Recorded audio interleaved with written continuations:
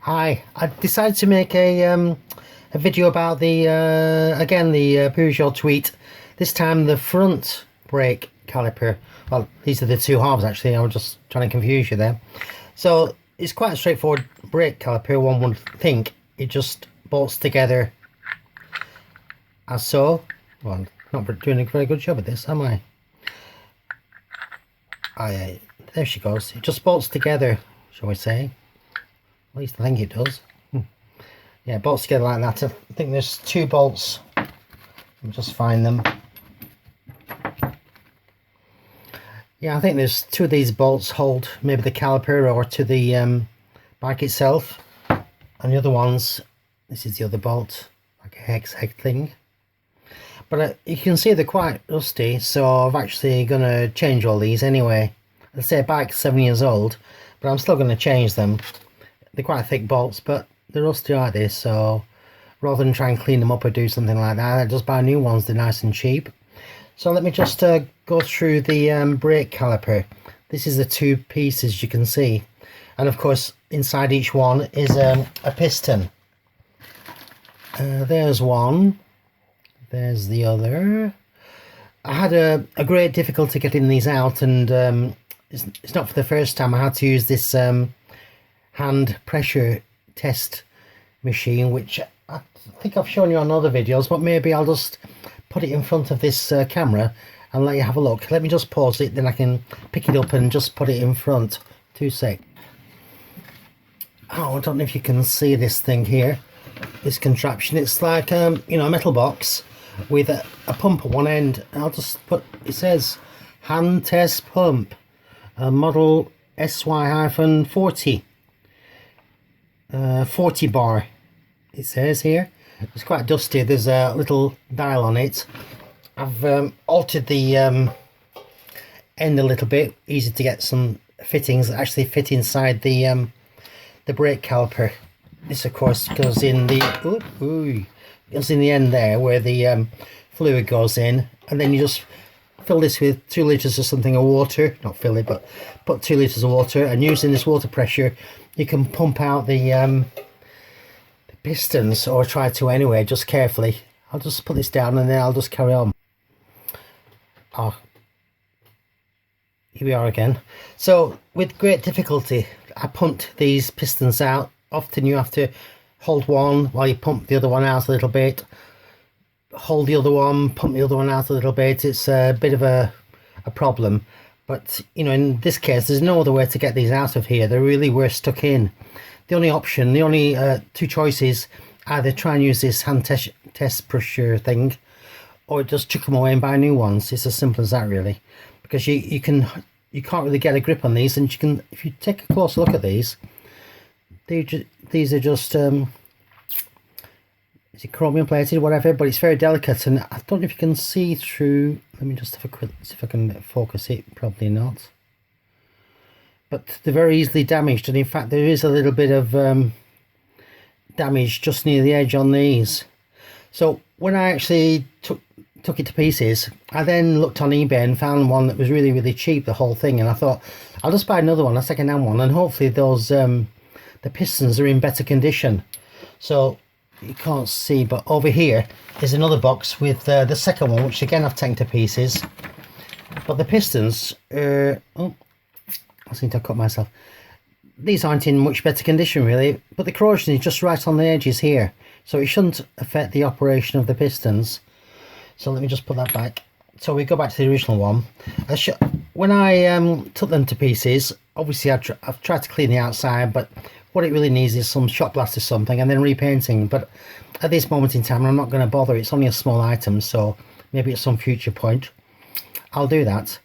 But you have to, inside these grooves here, which is where the these are the let me just find them. These are the rings that came out. You can see the full of the white stuff. It's just corrosion. I think that's quite normal wherever you go really. What happens with this corrosion, it builds up behind the seals and pushes the seals out. I think when you pull it apart, you'll find the thick one is in the lower slot in here, and the thin one is in the top. Look at the state of that. It's it's almost rolling over, turning itself inside out. I don't think there's any chamfer. I think they're just square things. I mean, I know some piston seals are chamfered, so the bottom is thinner than the top's fatter, or vice versa. But these, I think, are just a normal cross section. But you know, they're only about a £5 for the whole set, so it's worth just replacing them. I've seen people say you should replace them every 2 years, and I think that's probably sensible, really, because this corrosion builds up and does in time push them out, push these seals out. So let me just put them down and go back to the actual caliper. When I looked inside the caliper, of course, inside these grooves, there's a deepish one there, the big one down the bottom and the lighter one. It was full of this corrosion, and I used these metal steel to get inside these grooves and to remove all this corrosion. You want them clean, really. Obviously you can use a toothbrush as well to try and I've got one somewhere, I think. Oh yeah, here we go. I thought I had. You can use a toothbrush, an old toothbrush or something, not a new one, and to try and clean out as much as you can, but you just got to make sure they're so clean. I think, you know, I've heard it many times that people say, you know, anything to do with motorbikes, you've got to make sure everything's as clean as possible, really, when you're doing anything. So this is the same with the brakes, really. So let me just oh, this is the other spiker thing I used to try and get the corrosion out. I noticed the other day when I was trying to clean these up, so I'll get ready to assemble them, that when I tried to put the piston down here, just with no seals or anything, just put it down. See, this one actually goes down, but originally it didn't, and I found that there was actually corrosion on this face here. So I got some very thin sandpaper and just ran it round very lightly. These are some alloy and very easy to damage, so you can't be using a file or something serious sandpaper. Actually, I've got one here that I used. It's called, oh, what is it called? Can we see? It's Wet and Dry 400, I think, is the grade. If you can read that, kind of. But I think anything that's fine would do, really. You can see it's very fine stuff. You don't have to wet it or anything, just be careful with it, just to get rid of the corrosion. I think on the other one that I've got here, let me just try this out. Yeah, this other set that I got second hand, I haven't cleaned them up yet, but if you can see, this piston, this is without any seals or anything, it just won't go down because there's some corrosion on the inside here that's stopping it. So it's the thing that I've never really crossed my mind before. I just realised it the other day when I was thinking, oh, I better put these together. I'll just check these pistons out and whatever. And it wouldn't go down, this one. I thought, oh, I wonder what, you know, I was looking at it then. I can see all the corrosion inside here that's stopping it. The limits, it's very fine limits, really. You know, that you can see from the top. There isn't a lot of movement around the outside. Very little. And this is stopping it going down. So let me just put that to one side. So the next thing I wanted to talk about was this. You maybe not seen these before, but I realised, thing is, I never made a video or took any photographs when I took it apart. So like that's this scooter, that's what I've been doing all along, really. So everything's a bit of a mystery when you come back to it 6 months later and wonder how that went. So this thing here, it's like a plastic, and it fits inside this piston. And when I pushed it in, when you look at it from the side, it's about, I don't know, 0.5 millimeter. I don't know what it is in inches these days, 1/32 or something, per of the piston. So I think it goes in that way. The other way is shaped, so I don't think it goes in that way. I think it's this way around. And I think the idea of this is, it's 2 reasons, really. Instead of putting the load just on the outside perimeter against the brake pad, it actually spreads the load. That's one reason. I think another reason could be dissipation of heat. So when you apply your brakes, there's a lot of heat there, and maybe this helps to dissipate it. So these are things to watch for when you take your tweak your scooter, the brake caliper, apart, if you ever do, to watch out for these, really. So as I said, this is the first time I think I've come across these, and fortunately when I took it apart I didn't really take any notice, but I'm sure they go in this way. So there's one each piston, of course. Let me just put that to one side now and go on to the next thing. On this particular brake caliper, there's just one pin that goes through. It goes through here and holds the brake pads in. So this was a little bit rusty, so I did sort of using a bit of fine sandpaper, clean it up a little bit. And I know there's like several ideas of opinion when you put this assemble, whether to apply a very thin film of grease on here, whether to leave it free of grease because it picks up dirt, whether you can even put Vaseline on it, I suppose, to protect it, stop it corrosion. Or another alternative idea is just buy a new one. I don't think they're very much anyway. You can just, if they're available where you are, just buy a new one every 2 years or something. But you know, I'm just against anything being rusty. And obviously there isn't much movement with these I'm just trying to find the old one. Here's one. These are quite dirty, I haven't cleaned them up yet. There isn't much movement when the brakes are applied anyway, so let me just put these two together. And of course the pin fits through there and holds them. There isn't much movement, but as you can see, it's supposed to slide down this, although it's only going to be a slide. So I think you have to just pay your money, take your choice. I buy a new one every 2 years, or I put a bit of Vaseline on it to stop any corrosion, or a bit of grease on it, or leave it grease and whatever else free, so that it doesn't pick up any dirt. But it depends, of course. It's like how often do you clean things, you know. So let me just put that back in, and we'll go on to the next little subject. Aha! Oh yes, this little thing, little rubber doodah. It's about, I don't know, 2 or 3 millimeters thick. This actually fits. Where is it? Here. It fits in here, so that when these two brake calipers, two halves are put together, it forms a seal, and the fluid obviously runs from this one to this one, because obviously when you apply the brakes, both pistons are activated. So you have a piston in this side, piston this side. So when it's connected, you apply the brake and the fluid pushes this piston. It also travels through this hole here, and also obviously pushes this piston forward. So these can be a little bit crushed or damaged or whatever, and it's easy just to try and find some replacements, which I did. Oh, here we go. Yeah, I got a little bag of them off eBay somewhere, which I can just use as replacements, really. Oh, that's me, I think. So let me just pause, and we'll move on to the next little story. Next thing I wanted to discuss was the bleed valve, which when you want to bleed the brakes, you undo this, you know, a quarter turn or something, put a tube onto it and bleed fluid out. But again, as you can see from this one, 7 years old, it's pretty rusty. So I just went on the internet and found one that seemed to match. So I'm going to put these in to replace these, and I did find some rubber covers as well, which I seem to have mislaid already. But I'm sure I have some rubber covers somewhere, which I wonder what I've done with it.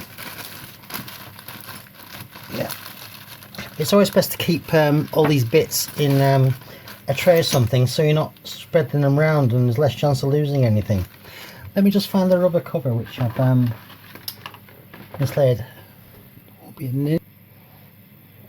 Alright, this is the old dust cover. This is the old one off the other second-hand one, and it just pushes over there, of course, to seal it, to stop any dirt getting in or whatever. And I've also bought some of these as well, which are quite cheap.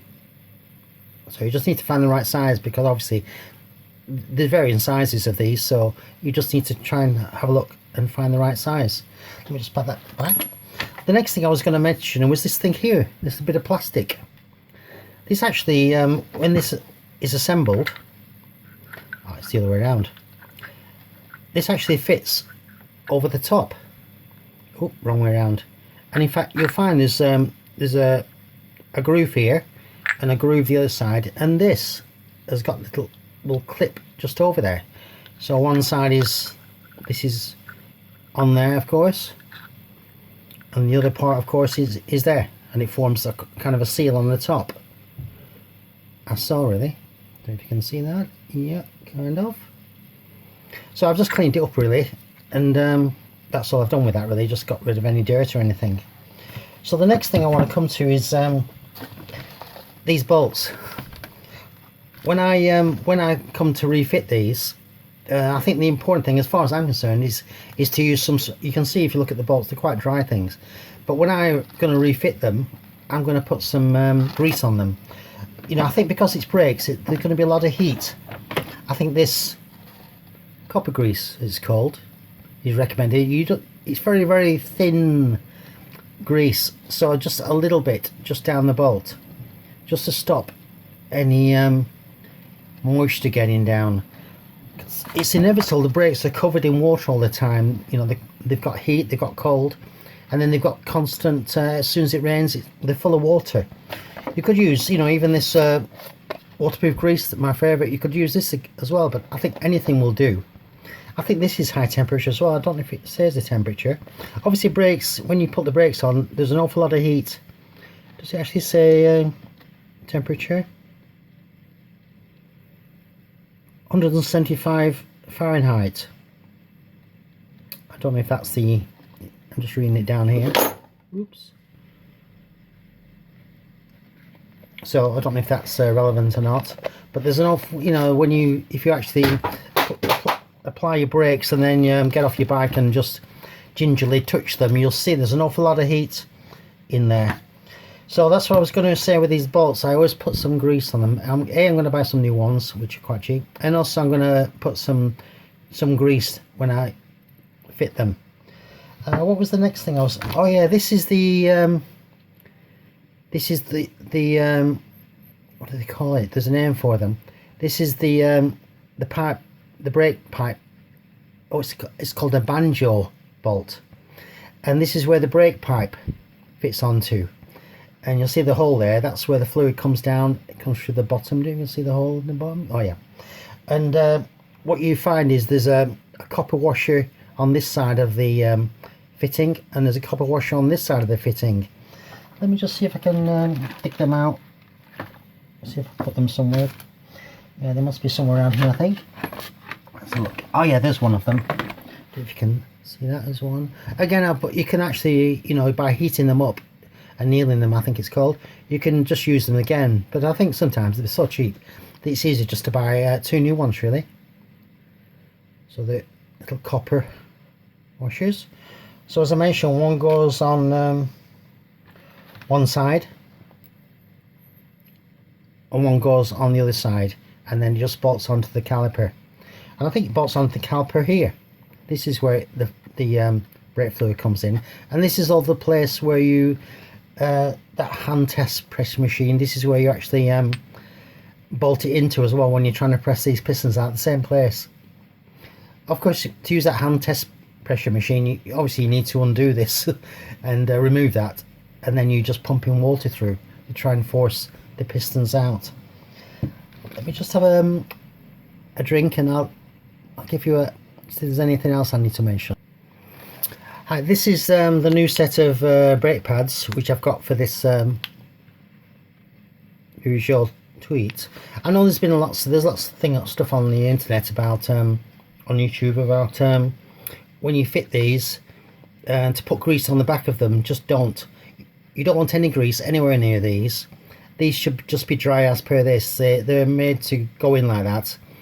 And I think more importantly with these brake calipers is to take them off every 2 years, dismantle them like I've done, put new seals in, change the fluid, clean up the whole thing, check your pistons for any damage or anything. Just you know, even fit new bolts. The cost is so small, and yet the brakes are the thing that stops the bike when you're doing 60 miles an hour or whatever it is. They're the only thing between you and an off, shall we say. So forget about any grease on the back of these pads or anything, and whatever you do, you must keep these 100% clean when you're fitting them. And I've seen people just clamp them together, just sellotape around them or something, just to keep them clean, so you don't actually touch the face or anything. And of course the piston, the rotor, that should also be 100% clean. Let me just get a hold of the rotor for this bike. Yeah, I think this is the one from this bike. It's a bit of a state. I think I checked the thickness and I think it's within specification, whatever that might be. You can see it's been stood for a long time. It's getting a bit of rust on it. So I'm going to give it a good clean, remove any sign of any grease or anything. I'm not sure if it's got any indication, often they have, about the limits, 3.5mm, 4.5 or whatever, but I think I looked in the book and it didn't really say much. If anybody can find anything, that's just let me know anyway. So I'm going to check the thickness again, and maybe I might already have bought a new one, I'm not sure really. But this I think is the old one that I used that came off the bike. So you can see it's a bit of a state really, but as I say, you must clean up away all this rust and whatever else is on, any grease. Make sure it's grease free when you put it back. So let me just put that away again. Yeah, I think that's, in fact, I think that's all I've got to say. Oh, one last thing, I suppose. When you fit these piston seals, if you wanted to, I see no reason why not, and in fact I'm inclined to, is just lightly smear them with a bit of this red rubber grease. It might help to stop any corrosion getting down into there. Might help the rubber. Not obviously put big dollops of it in there, because but just put a very thin smear, so at least it has got some sort of lubrication and some sort of waterproofing. Because as I mentioned earlier, that there's an awful lot of water around your brakes when you're riding, especially the front. Well, back as well, I suppose, really. So it's worth taking these precautions, really. If you got the brake to pieces, that's the time to do it. So I think that's all there is today on this video. If I've got any comments when I've tried to assemble this, I'll obviously make a subsequent video in due course, whenever that might be. Okay, have a good day. Bye.